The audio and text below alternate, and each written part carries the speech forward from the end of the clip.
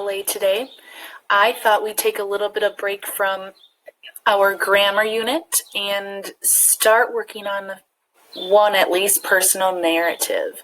So we ended with expository writing. Some of you completed it. Some of you are still working on that. Expository writing is based on factual information, and you had to do a little research with that. Personal narrative is going to basically be all of your thoughts. You're going to be writing in first person. So I want to hear your opinions and I want to hear your thoughts in your writing.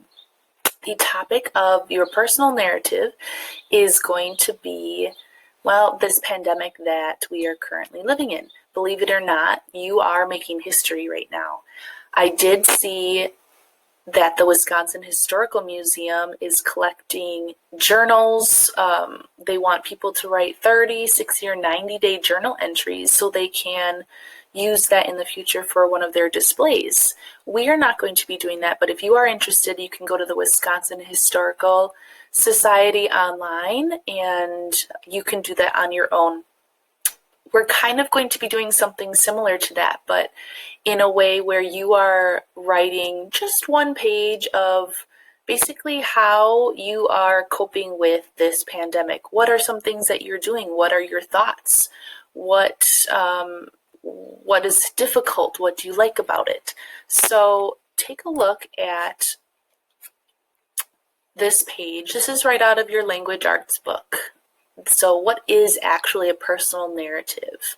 You might know, you might not, so let's go through it together. So what is a personal narrative? So personal narratives are written to share significant events in writers' lives. I would say this is a significant event in your life as a fourth grader. At their best, personal narratives are revealing and relevant to an intended audience. So you are trying to tell others about this. And this could be a paper that you actually share with friends and family down the road. Maybe one day you have grandchildren of your own and you could actually share your personal feelings and your thoughts about what you are going through right now. It's very interesting for those people who've not lived in a certain time to actually hear and believe what actually happened during that time. So, a good personal narrative includes the following: a suitable topic about a real event. Well, we have our topic. We have the coronavirus pandemic. It also includes a first-person point of view, which means we have first, second, and third person. First person is I or me. You are actually telling the story. So you can use the words I or we or us. You are included in that. It also includes a structure that includes an introduction, okay, that grabs the reader's attention. We've talked about that with all of your papers, your introduction, body, and conclusion. A detailed body with events told in time order. Remember your time words: first, then, next, finally, lastly. And a conclusion that often tells what the writer learned, how he or she felt. You can write your feelings in the body of your paper as well. It also includes organization, a coherent organization. So it has to make sense, that uses chronological order and excludes unnecessary details. So you don't want to just go on and on and on about what you ate for breakfast that morning. You can say, you woke up every morning, you had a nice breakfast. Sometimes it was berries, sometimes cereal, sometimes it was a brunch. But we don't want to, the paper should not be all about your breakfast. And also a prose that includes strong verbs and colorful adjectives. Okay? Strong verbs, colorful adjectives. And we are working on adjectives now, so brainstorm those adjectives. Verbs are action words. It's what you do. So what were you doing throughout the day? Okay? So an example of a personal narrative, we watched the Ruby Bridges story, remember, when we ended with a Black History Fair. So that was actually a book, and that was her own personal narrative that they made into a movie. This is not the entire narrative. This is just bits and pieces of it.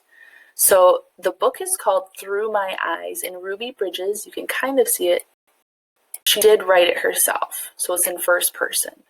And it says, When we were near the school, my mother said, "Ruby, I want you to behave yourself today and do what the marshals say." It says ... because there's more before that. They just shortened it up. As we walked through the crowd, I didn't see any faces. I guess that's because I wasn't very tall and I was surrounded by the marshals.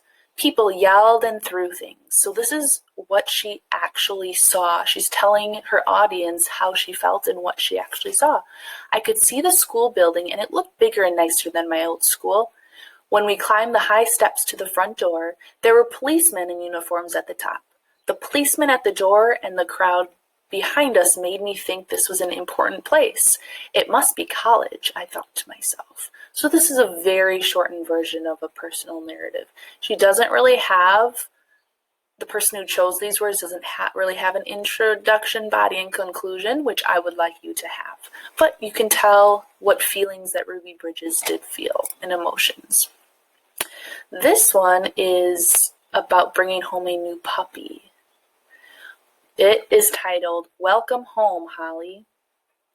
And you can even physically see this is most likely her introduction. This is the body. It can be separated. And then this is most likely the conclusion.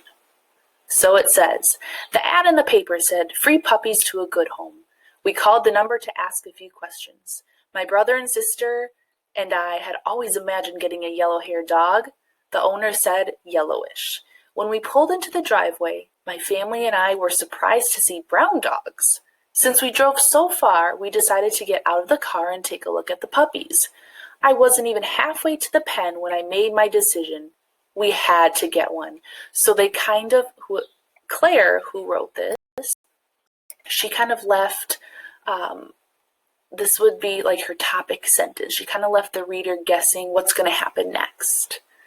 "My mom and my brother and sister were picking up the playful roly-poly puppies. There were 10 in all, but I held on to one in particular. She was brown and soft and sleepy.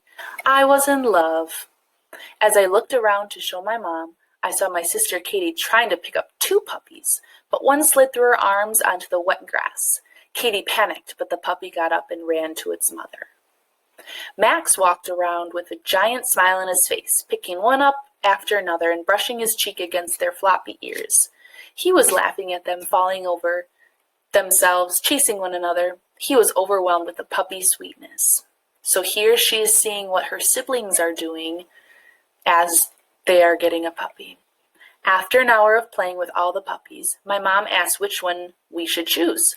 Max, Katie, and I all had an opinion, so Mom tried to help us out with the decision. She couldn't stop gushing about how precious they all were.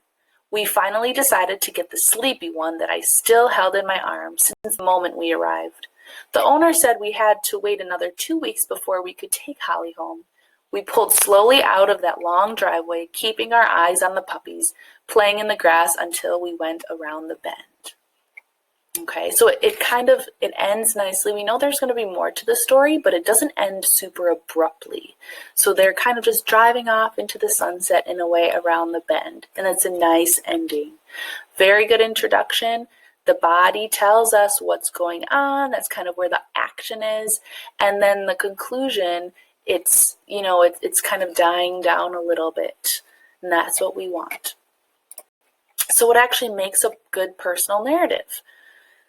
Okay, let's see. Well, you need a topic, and we already have our topic, the coronavirus pandemic, kind of what you are doing through these times. It could be just you personally, it could be with your family, it could be both. And who is your audience? Okay, well, it could be anybody reading your story. It could be children, it could be adults, it could be future family members. So you have to cater to those types of people when you are writing your personal narrative. Okay, so I want you to start brainstorming just bullet points of ideas that you might have to write your paper. So some ideas might be daily routine. What are some things that you might do throughout your day, your daily routine that you could add in your paper. Who are you with? Okay, are you staying with your mom, dad? Are your brother and sisters home? Are your brother and sisters still at college? Who are you staying with? What other things? Activities. What are some activities that you are doing to keep you busy? I don't know, it might be reading. It might be online learning. All of you are doing that. It could be taking a daily walk with family. Okay, so you are basically just brainstorming ideas of what you want to write about. Okay, we're going to start with that, and then we're going to get into our actual writing.